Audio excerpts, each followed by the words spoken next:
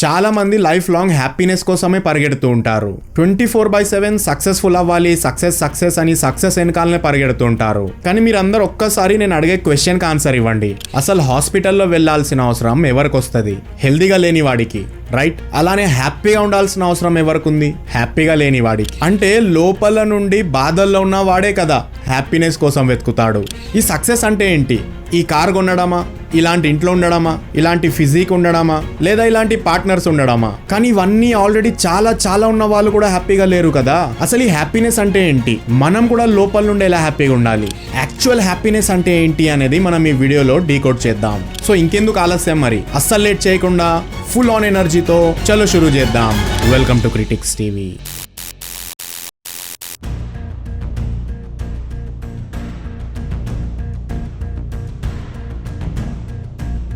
చిన్నప్పుడు స్కూల్లో top rank కొట్టినప్పుడు లేదా మంచి మార్క్స్ తీసుకొచ్చినప్పుడు హ్యాపీగా ఫీల్ అయ్యే వాళ్ళం. కానీ ఇప్పుడేది హ్యాపీనెస్? మన ఫస్ట్ బైక్ లేదా సైకిల్ కొన్నప్పుడు ఫుల్ హ్యాపీగా ఫీల్ అయ్యాం. కానీ ఇప్పుడేది హ్యాపీనెస్? అలానే కొత్త బట్టలు కొన్నప్పుడు, గోవాకి వెళ్ళినప్పుడు, మన పార్ట్నర్ ని ఫస్ట్ టైం కలిసినప్పుడు హ్యాపీగా ఫీల్ అయ్యాం. కానీ ఆ హ్యాపీనెస్ ఈ రోజు ఏమైపోయింది? డోంట్ యూ థింక్ ఈ హ్యాపీనెస్, ఈ so called success super markets లో, షాప్స్ లో, స్కూల్స్ లో, కాలేజెస్ లో, మార్కెట్ లో, సోషల్ మీడియాలో మనకి అమ్మడానికి ట్రై చేస్తున్నారని?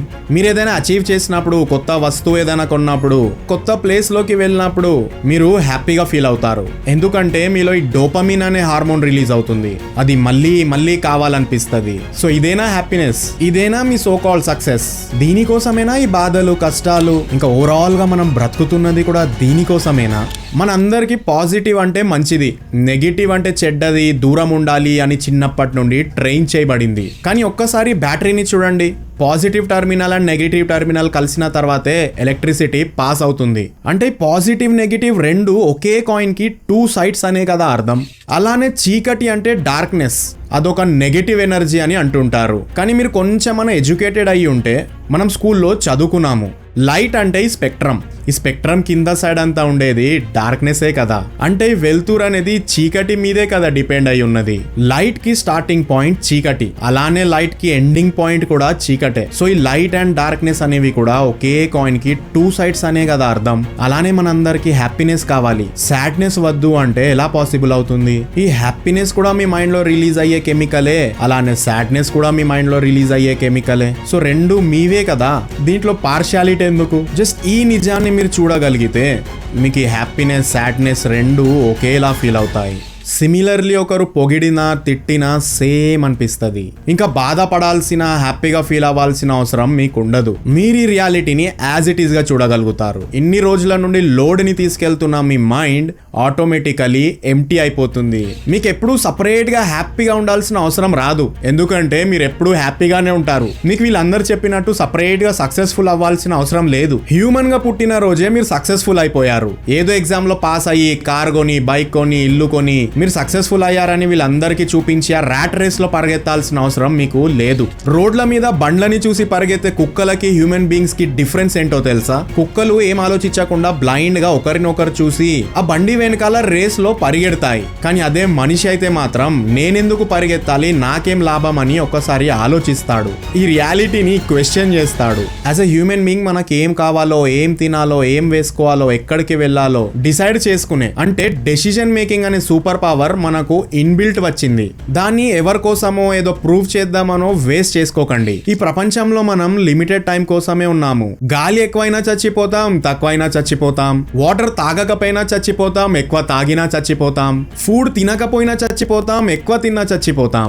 ఈ నిజం తెలిసిన తర్వాత కూడా దేనికోసం ఈ టెన్షన్స్, ఈ బాధలన్నీ? అన్ఫార్చునేట్లీ ఏదో ట్రాజెడీ జరిగి మీ చేతులు కాలు వెళ్ళిపోయాయి, మీరు కంప్లీట్ గా ఒకరి పైన డిపెండ్ అయిపోయారు, బాధపడుతున్నారంటే ఒక అర్థం ఉంటది. అది కూడా కొంచెం టైం వరకే. ఈ మధ్య టెక్నాలజీ ఎంత అడ్వాన్స్ అయిపోయిందంటే అవి కూడా వచ్చేస్తాయి. సో బాధపడాల్సిన అవసరం లేదు. ఈ ప్రపంచాన్ని కంట్రోల్ చేయాలంటే ఫియర్ అండ్ డిజైర్ అనే 2 ప్రిన్సిపల్స్ ని యూజ్ చేసి కంట్రోల్ చేయొచ్చు. బయట కంపెనీస్ కూడా అంతే చేస్తున్నాయి కదా.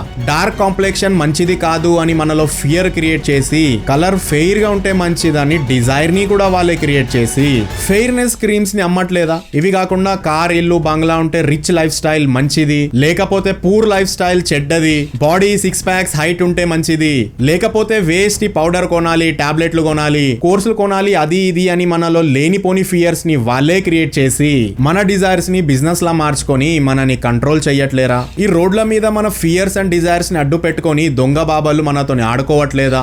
ఒక్కటి గుర్తు పెట్టుకోండి, మనలో ఎలాంటి ఫియర్స్ అండ్ డిజైర్స్ ఉన్నా దాన్ని ఏదో విధంగా ఈ లోకంలో ఉన్న వాళ్ళు వాళ్ళ అడ్వాంటేజ్ కోసం మనని వాడుకుంటారు. సక్సెస్, హ్యాపీనెస్ అనే ఇల్యూషన్ ని చూయించి మనల్ని పిచ్చోలం చేస్తారు. యాక్చువల్ గా హ్యాపీగా ఉండాలంటే ముందు ఫియర్స్ అండ్ డిజైర్స్ నుంచి బయటపడాలి, లేకపోతే మీకు తెలియకుండానే వాళ్ళ కంట్రోల్లోకి వెళ్ళిపోతారు.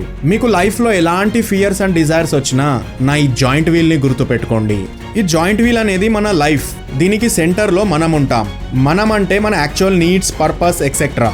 అంటే మన బేసిక్ నీడ్స్ సర్వైవ్ అవ్వడం. అంటే బేసిక్ గా మీ దగ్గర తిండికి, వేసుకోవడానికి, ఉండడానికి యూజ్ అయ్యేవి అన్ని మీ దగ్గర సర్వైవల్లో వస్తాయి. 5 స్టార్ బిర్యానీ, రిచ్ బంగ్లా, ఫెరారీ ఇవన్నీ మీ ఫియర్స్ అండ్ డిజైర్స్ లోకి వస్తాయి. మీరు ఈ జాయింట్ వీల్ ఎంత సెంటర్ లో ఉంటే మీరు అంత హ్యాపీగా, అంత టెన్షన్ ఫ్రీగా ఉంటారు. మీరు ఎంత ఎక్కువ ఫియర్స్, డిజైర్స్ వస్తే మీరు ఈ సెంటర్ నుండి అంత దూరం వెళ్తారు, అంతే బాధపడతారు, అంతే టెన్షన్స్ వస్తాయి. అలా టెన్షన్స్, బాధలు వచ్చినప్పుడు మీరు కూడా ఇలానే ఒక జాయింట్ వీల్ గీసుకొని ఎప్పటికీ అప్పుడు మిమ్మల్ని మీరు అనలైజ్ చేసుకోండి.